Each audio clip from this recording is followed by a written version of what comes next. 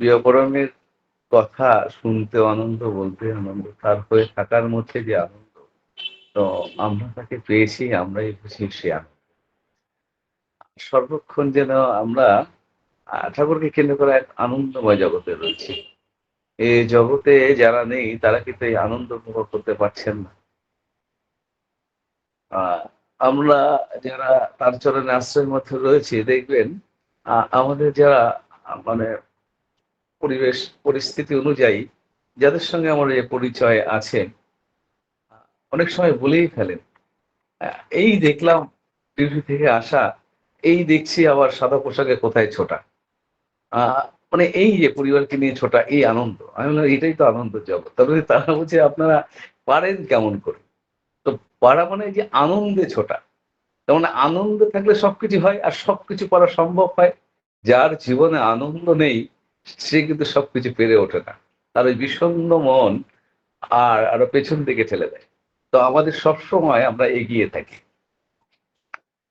তো নামধামের এই মহাযজ্ঞ বিভিন্ন লিঙ্কে বা সৎসঙ্গের আয়োজন তৎসহ নামধামের আয়োজন প্রিয়পরমের আ কথা শোনার এত সুযোগ তিনিই করে দিয়েছেন। মানে তিনি আমাদেরকে সুন্দর রাখার জন্য সবসময় মতিমান হয়ে থাকারই ব্যবস্থা তার।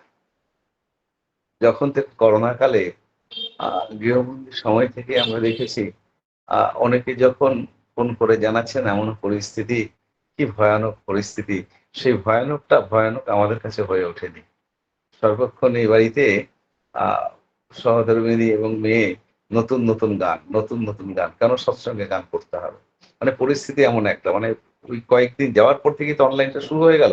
পর থেকে সে একটা আনন্দময় জগৎ পেলাম। আর সেই জগতেই চলা। মানে আনন্দ নিয়েই চলা। তো তার কথা বলতে গেলে তার জীবনের অর্থাৎ আমার জীবনে উদাহরণ। আ আমাদের চলনা কেমনতর হওয়া প্রয়োজন। তার মতিতে মতিমান হয়ে থাকলে বললাম না, এই আনন্দ জগৎ সর্বক্ষণ আনন্দ একটি ঘটনা খুব মনে পড়ছে।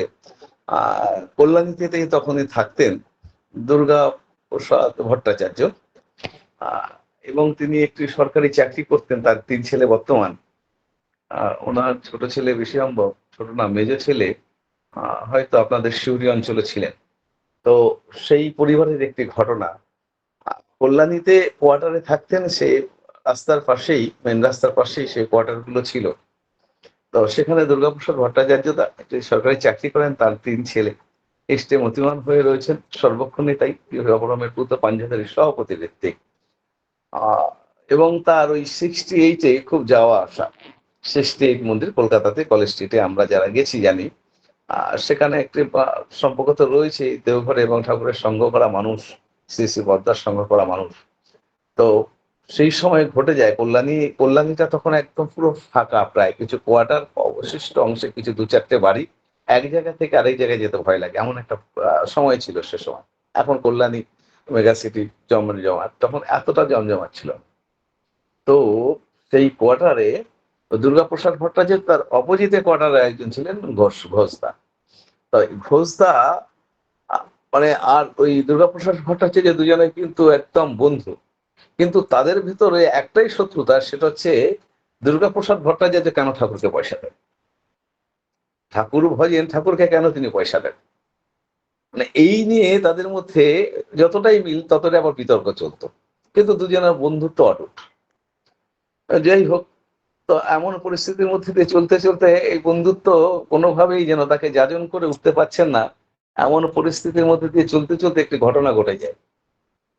68 থেকে ওই দুর্গাপ্রসাদ ভট্টাচার্যকে বলেন এরকম একটি অঙ্ক মানে একটি বড় মাপের প্রায় তখনকার দিনে আ ১ মাসে যা মাইনে অ মানে তার কয়েক গুণ। মানে ১ বছরে সে মাইনে হবে না। এতটাই একটা অঙ্ক আ শেষে ঠাকুরের একটি কর্মক্ষেত্রে আ যোগান দেওয়ার জন্য তাকে আহ্বান জানান যে, "এটা আপনাকে করতেই হবে।" ৬৬ মন্দিরে যে দাদা দায়িত্বে ছিলেন তিনি বললেন, দুর্গাপ্রসাদ ভট্টাচার্য বললেন, "আজ্ঞে।" তার কাছে না ছিল না। গৃহকর্মের কর্ম করার মধ্যে তার কাছে না ছিল না। তো তিনি তো ওইভাবে যোগান দেওয়ার জন্য প্রচেষ্টায় রয়েছেন সর্বক্ষণই এদিক এদিক ছুটছেন। ঘোষদাও জেনে গেছেন তিনি এই কালেকশন এর জন্য ছুটছেন। কি ব্যাপার? তার গুরুদেবের কি কর্মযজ্ঞ চলছে, সেখানে তাকে মানে কয়েক হাজার টাকা তখনকার দিনে এই অর্ঘ্য সেখানে জমা দিতে হবে। তো সেই বিরোধিতা তিনি উঠে পড়ে লেগে পড়েছেন, মানে তার সঙ্গে দেখা হলেই আর কি বিতর্ক। তো এইরকম চলতে চলতে যখন তা ওই দুর্গাপ্রসাদ ভট্টাচার্য ঠিক অতটা কালেকশন করে উঠতে পারছে না, সেই মুহূর্তে তার সহধর্মিনী বলছে, তুমি এত কেন চিন্তা করছো, বিবাহ কর্ম করছো করো, আর আমার কাছে যা আছে তা যদি স্বরূপ দিয়ে দিই, তোমার কাছে কি আছে, কত আছে, একজন মায়েদের কাছে বাড়ির কত টাকা থাকতে পারে, বলছে আমার কাছে যা আছে তুমি এই দিয়ে চেষ্টা করো। মানে তিনি তার ওই পুটলিতে বাঁধা মানে তার সোনা গয়না যা কিছু ছিল, ভট্টাচার্য মা কি করলেন, তার হাতে তুলে দিলেন, বলে এইগুলো দিয়ে দাও, এইগুলো দিয়ে যা হয় সেটাই ঠাকুরের অর্থ। তো আপত্তি সত্ত্বেও তিনি মানে ওই ভট্টাচার্য মা ছাড়বেনই না, আমি এটা দিয়ে কি করব, আমার 3 ছেলে বর্তমান আছে, তার উপযুক্ত হোক, সব হবে, তুমি এইটাই। তো তিনি তার ওই কয়েক হাজার টাকার সেই সোনা গয়না নিয়ে তিনি সেই স্টেট মন্দিরে চলে যান, এবং সেটাই তার ওই অর্ঘ্য। তো এই দিয়েছেন। আর ঘোষদা পাশের বাড়িতে থাকেন, তো তিনি জেনে গেছেন, জেনে গিয়ে চরম বিরোধিতা লেগে পড়েছেন, তোমার ঠাকুর তোমাকে নিঃস্ব করে দিল। ঘোষদা বলছেন, তোমার ঠাকুর তোমাকে নিঃস্ব করে দিল, তুমি পাগল, সবকিছু দিয়ে দিলে। তো যাই হোক, এরকম ভাবে চলতে চলতে ঠিক মানে কিছুদিন গড়াতে গড়াতেই ঘোষদারা দিল্লি ট্যুরে যাবেন। ওই ঘোষদা তার পরিবার নিয়ে দিল্লিতে তারা ওই ট্যুরে গেছেন, বাড়ি ফাঁকা রেখে। তো ওই অবস্থাতে কল্যাণীতে কি হতো, ফাঁকা বাড়ি থাকলো তখন ওই চুরিধারির অত ভয় ছিল না। আর এইদিকে দুর্গাপ্রসাদ ভট্টাচার্য তিনিও তার 3 ছেলেকে নিয়ে সহধর্মিণীকে নিয়ে তিনিও চলে গেছেন দেওঘরে। কোয়ার্টারটা দুটো অংশ, একতলা কোয়ার্টার, এইদিক ওইদিক অংশ পুরোটাই ফাঁকা রাস্তার পাশে। সেই দিন মাঝরাতে ঘটে যায় এক কাণ্ড। উভয় পরিবার নেই, তো একটি বড় ট্রাক এসে একদম ধাক্কা মারে রাস্তার পাশের কোয়ার্টারের ওই ঘরটিতে, মানে ঘোষদার ঘর। একটি দেওয়াল খসে পড়ে যায়। ওই মাঝরাতে এমন ঘটনা, ফাঁকা ফাঁকা বাড়ি, কেউ বুঝতেই পারেনি কি ঘটনা ঘটেছে। তো সেইখানে সেই ঘরে দেখে কেউ নেই, তার ভয় পেয়ে গেছিল, ট্রাকটি ওইখানে ঢুকে গেছে, দেখছে ঘরে কেউ নেই, কোনো লোকই বেরিয়ে আসেনি ওই মুহূর্তে। এবং ওই ট্রাকে যারা ছিল তাদের মধ্যে একটা বুদ্ধি এঁটে গেছে, এরকম ঘটনা ঘটেনি কল্যাণীতে, নিশ্চয়ই এরকম কোনো বুদ্ধি এঁটেছিল, যে তারা কি করেছে, ওই ঘরটাকে ফাঁকা করে 2টো না 3টা আলমারি ছিল, তুলে নিয়ে চলে গেছে।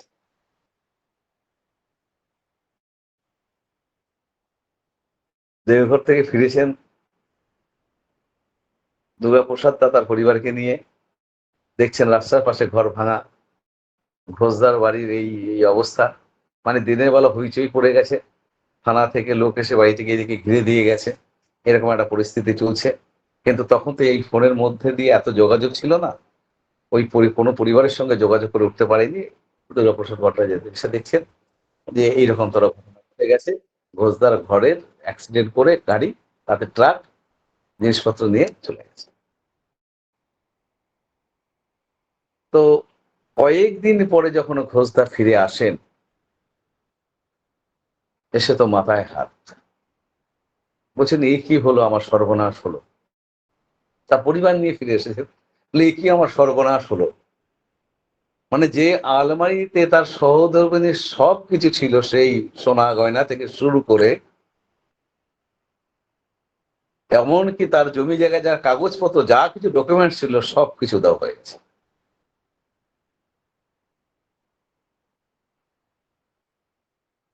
দুর্গাদাকে ধরে বলছে, কি সর্বনাশ আমার হলো বলো, কি সর্বনাশ হলো আমার বলো, মানে পাগলের মতো করছেন।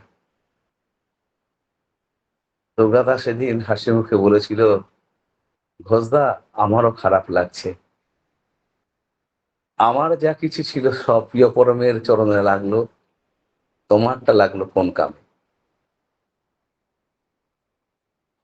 তোমারটা লাগলো কোন কাম। তা এই হচ্ছে, তো তাকে দেওয়ার মধ্যে দিয়ে যে আনন্দ, ঘটনা কিন্তু অনেক কিছু ঘটতে পারত। তো প্রিয় পরম আমাদের এইভাবে রক্ষা করছেন। তো না দিয়ে পাওয়ার যন্ত্রণা, ওই না দিয়ে পাওয়ার যন্ত্রণা তিনি ভোগ করছেন। আরেকজনে দিয়ে সে আনন্দে তার ৩ সন্তানকে নিয়ে জীবনযাপন করছেন। তো আরেকটি ঘটনা, তো একটি মা তিনিও সংকল্প করেছেন তার কেন্দ্র মন্দিরের জন্য তিনি ১,০০,০০০ টাকা দেবেন। কারণ সবাই হাত তুলেছিলেন আচার্যদেবের আশীর্বাদ, এই কোঠাটা আমরা তার আশীর্বাদে ঠিক করেছি।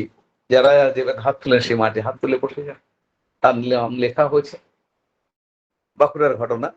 তো সেই মাটি অনেক প্রচেষ্টা করেও সে অর্থ সংগ্রহ করতে পারছেন না, এদিকে মন্দির উদ্বোধনের পথে। তো তিনি তার আত্মীয় স্বজন এবং গুরু ভাইদের কাছে গিয়ে সেখান থেকে তার কালেকশন মাত্র ১৩,০০০ টাকা। ১,০০,০০০ টাকা অনেক দূরে। তিনি কি করবেন? তিনি ভাবছেন কি কোন অনবরত নাম করে যাচ্ছেন। নাম করতে করতে তার মনে পড়ল যে আমার ঘরে তো এত সম্পদ রয়েছে, আমি বিধবা নারী, আমার এই সন্তান, আমি এই দিয়ে কি করব? তো তিনি তার ওই সম্পদ যা কিছু ছিল অর্থাৎ সোনা গয়না যা ছিল তা নিয়ে চলে গেছেন স্যাকরার দোকানে। স্যাকরার দোকানে গিয়ে তিনি ওজন করে দেখছেন ওই ৭০-এর ঘরে প্রায় কত ৭৩ না ৭৪,০০০ টাকা ওই সোনা গয়নার ওজন অনুযায়ী তার দাম হচ্ছে। তো ওই দিয়ে টোটাল করে দেখছেন ৮৬ কি ৮৭,০০০ হচ্ছে, পুরোপুরি হচ্ছে না। তার ১৩,০০০ টাকা কালেকশন করেছেন, ১,০০,০০০ টাকা হচ্ছে না। তিনি সেখানে একটু ভেঙে পড়েছেন। তিনি বলছেন, দাদা আর একটু বাড়বে না, দেখুন না। তো বলছি, দেখুন আমরা যতটা দিই পুরনো সোনা গয়নার বদলে এই অঞ্চলে এত কেউ দেয় না। তো তিনি না অঝরে কান্না করছেন দোকানের বারান্দায়। তো দোকানদার বলছে, মা এইভাবে কান্না করবেন না। আপনি এইভাবে কান্না করলে মানুষের অন্যরকম ধারণা হবে আমার দোকানের সম্বন্ধে। এইরকম কেউ দেয় না। তো সে বলছে, আমি কি করে করব, কি কোথায় পাবো, কোথায় পাবো, এরকম বলছেন। বলে, কি কোথায় পাবেন? আপনি যদি আমাকে খুলে বলেন। তখন বলছে, এই ছেলেটাকে বলছে যে দোকানে ওজন করে, মালিক বলছে, এই একটু ওজন করে দেখ, ভালো করে দেখ তো। ভালো করে দেখে বলছে, তো ওই তার থেকে আর ২-৩ হাজার বাড়িয়ে সেটা ৯০ হচ্ছে। ঠিক আছে, আপনাকে ওই কত ৭৭ না কত হাজার টাকা ওইটা হচ্ছে। আর ওনার কাছে ১৩,০০০, ৯০,০০০ টাকা। তো মাটি বলছেন, তার ঘটনাটি বলছেন, আমি এরকম সংকল্প করেছি। আমার গুরুর মন্দির হচ্ছে, সেখানে আমি ১,০০,০০০ টাকা দেব। কিন্তু আমার শেষ সম্বল বেঁচেও সেখানে পৌঁছচ্ছে না। তাই চোখের জল ধরে রাখতে পারছি না। আমি গুরুকে কেমন করে আমি যে সংকল্প করেছি তা পূরণ করব? সেই দোকানদার দাদা বলছেন, আপনি আপনার গুরুকে এত ভালোবাসেন?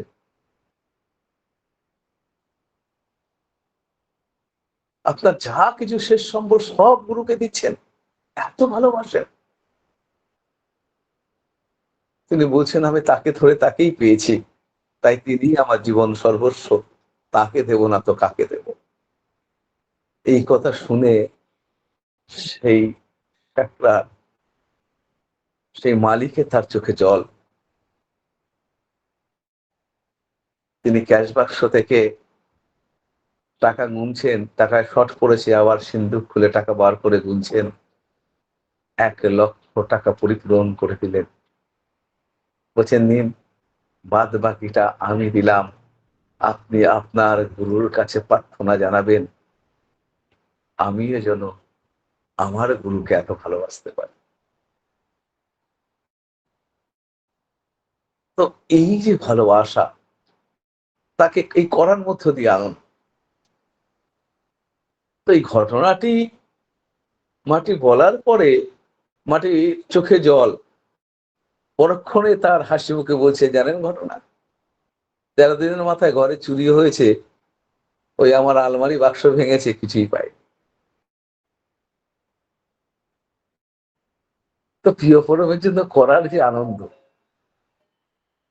হয়তো দুঃখ নিয়ে তাকে থাকতে হতো যদি সবকিছু হারাতে হতো, কিন্তু এই প্রিয় পরমের কে এই যে দেওয়ার মধ্যে যে আনন্দ, সবকিছু দিয়েও তাকে যে খুশি করা, তাকে এই যে প্রকৃত ভালোবাসা, এই ভালোবাসার মধ্যে যারা আছেন তারাই বোঝেন।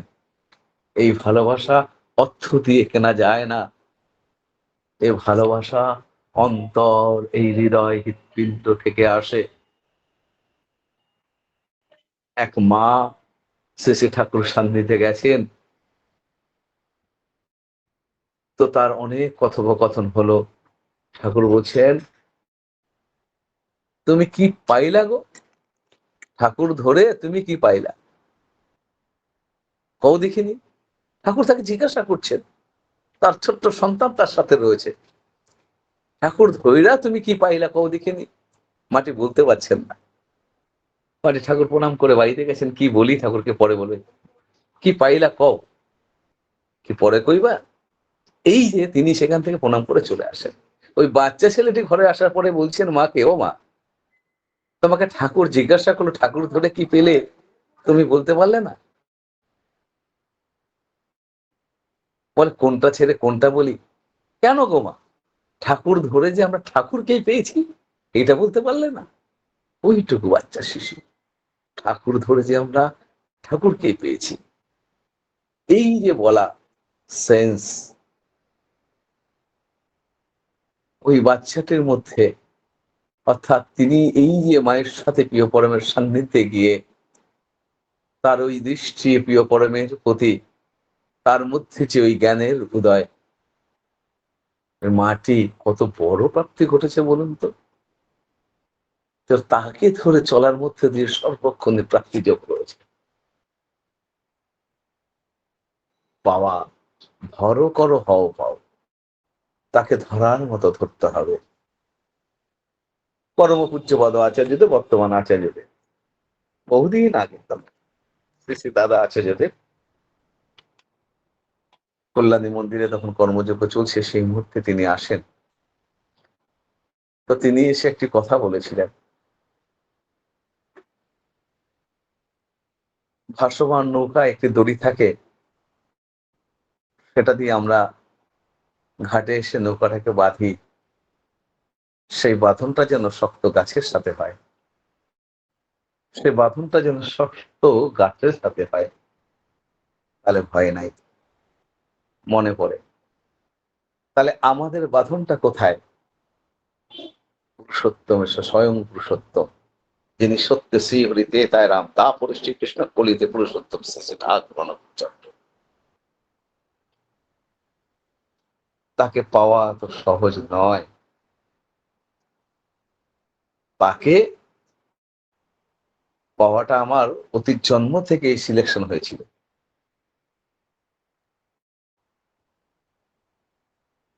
আমরা কত ভক্ত জীবনী পড়েছি, সুশীল বসুদার জীবনী পড়ছিলাম, তো সুশীলদার সহপাঠী আরেকজন, তিনিও দীক্ষা নেবেন, সুশীলদাও দীক্ষা নেবেন। এক সাধক পুরুষের কাছে গিয়ে উপস্থিত হন দুজনা দীক্ষা নিতে। 1913 সাল 6ই নভেম্বর, আমি ডেটটা মনে রেখেছি পরে। 1913 সাল 6ই নভেম্বর, তো ওই সাধক পুরুষের কাছে দুজন দীক্ষা নিতে গেছেন। তো সেখানে সে সাধক পুরুষ তার বন্ধুকে দীক্ষা দিলেন। সুশীল বসু তাকে বললেন, আপনার দীক্ষা হবে আজ থেকে 4 বছর পরে।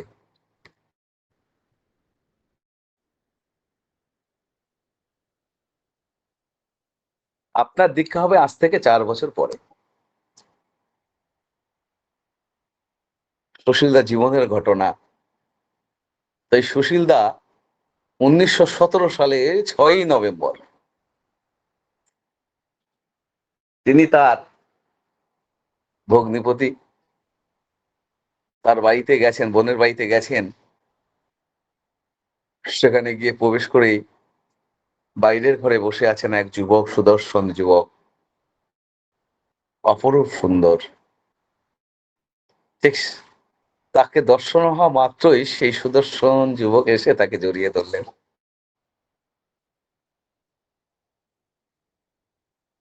তিনি খোঁজ নিচ্ছেন তার, কেমন আছেন, কি সব।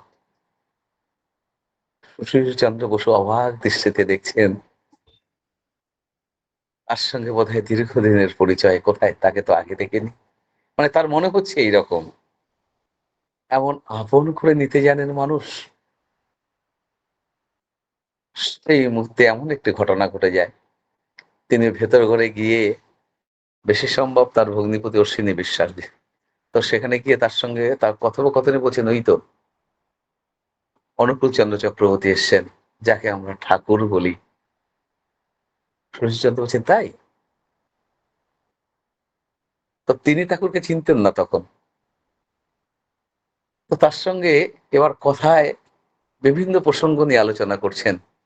সেই মুহূর্তে সেখানটায় আবার উপস্থিত হয়েছেন সমাজের এমন কিছু ব্যক্তিত্ব যারা অতীতে ফৌজদারি মামলায় যাদেরকে জেলে যেতে হয়েছিল, এমন কিছু ব্যক্তিত্ব। তো দেখে একটু অবাক হয়েছিলেন। অশ্বিনী বিশ্বাস জানিয়ে দিলেন, তার ভগ্নিপতি জানিয়ে দিলেন, এরা সকলেই এখন শ্রী শ্রী ঠাকুরের ভক্ত, সরল সুন্দর জীবনের অধিকারী হয়ে উঠেছেন। সুশীলদা অবাক দৃষ্টিতে শ্রী শ্রী ঠাকুরকে দর্শন করছেন, দেখছেন, কথা হচ্ছে তার সঙ্গে। এবার রাতে খাওয়া দাওয়ার পরে শ্রী শ্রী ঠাকুরের সাথে বিভিন্ন বিষয় নিয়ে, দর্শন শাস্ত্র, রাজনীতি, দর্শন শাস্ত্রের তো অভিজ্ঞ মানুষ আমাদের সুশীলদা, এবং পরবর্তী সময়ে তিনিও আইন নিয়েও পড়েছেন, একজন আইনজ্ঞ। তো তিনি তার সঙ্গে মানে বিভিন্ন বিষয় নিয়ে, রাষ্ট্র জীবন, সমাজ জীবন, ব্যক্তিগত জীবন নিয়ে আলোচনা হচ্ছে ঠাকুরের সাথে রাত্রে খাওয়া দাওয়ার পরে। এই আলোচনা চলছে অনবরত, চলতে চলতে ভোর হয়ে গেছে। সুশীলদা ভাবছেন, যিনি একজন যার উচ্চ শিক্ষা নেই, তিনি এত বিষয়ে এত অভিজ্ঞ, কেমন করে সম্ভব? তিনি সেদিন ভেবে নিয়েছিলেন এর মধ্যেই আছে এ পৃথিবীর অজানা যা কিছু, একমাত্র তিনিই জানেন। আর এই ভগবানের সঙ্গ করা, তাকে তো ঠাকুর বলতেন না, ঠাকুরের সঙ্গ করা মানে জীবন আরো সমৃদ্ধ থেকে সমৃদ্ধতর করে তোলা। পরের দিন 7ই নভেম্বর 1917 সাল সুশীল বসু দ্বারা দীক্ষা হয়। ঠিক ওই যে 13-17-4 বছর পরে তখন সুশীলদার জ্ঞানে আসে, আরে আমাকে তো 4 বছর আগে বলেছিলেন। ঠিক 4 বছর হওয়ার সাথে সাথেই আজকে আমি, তাহলে তো তিনি কম সাধক নয়, তিনিও তো সাধক পুরুষ। আর আমি যাকে পেয়েছি তিনিও ঠাকুর। এই যে তার মধ্যে ভাবনা, তার আধ্যাত্মিক বোধ চেতনা আরো বৃদ্ধি পেল, এবং ঠাকুরকে ধরে চলেছেন, এবং কত যে অসম্ভবকে সম্ভব করে তুলেছেন। কারণ পুরুষোত্তমের অভিধানে না কথাটি নেই, আর তিনি তার সম্ভব করে দেখিয়েছেন। একাধিক ঘটনা বলে শেষ করা যায় না সুশীলদার জীবনের। তেমন ভক্ত, বললাম, অতীতে তিনি তারই সান্নিধ্যে ছিলেন, আবার পুরুষোত্তম এসে আবার তার কাছে তাকে টেনে নিলেন। আপনি, আমি, সকলেই অতীতে তার চরণে ছিলাম, আবার তার চরণের আশ্রয় রয়েছি। তার কর্মের মধ্য দিয়ে চলাই হচ্ছে আমাদের আনন্দময় জীবন। এই আনন্দময় জীবনের অধিকারিণী হয়ে ওঠেন প্রতি প্রত্যেকে। আজ এখানে শেষ করছি। বন্দে পুরুষোত্তম। জয় গুরু। জয় গুরু দাদা, জয় গুরু। অপূর্ব সুন্দর আলোচনা। মনে হচ্ছিল যে না থামাই, আর আপনিও না থামেন, কারণ অনেক অজানা তথ্য আসলে আমাদের সব সময় বই পড়াও হয় না, তাই এই অজানা তথ্যগুলো আপনি দেন, তাতে আমরা সমৃদ্ধ হই।